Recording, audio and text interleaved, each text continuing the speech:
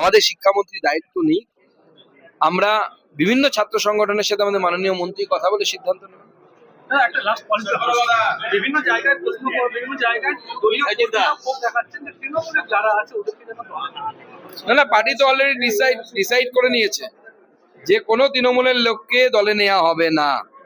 তৃণমূল পচামূল নেব না।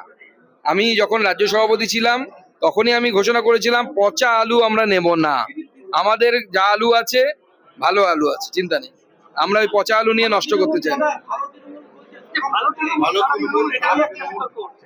না, সেটা তো আমাদের মাননীয় রাজ্য সভাপতি তার ব্যাখ্যা দিয়েছেন।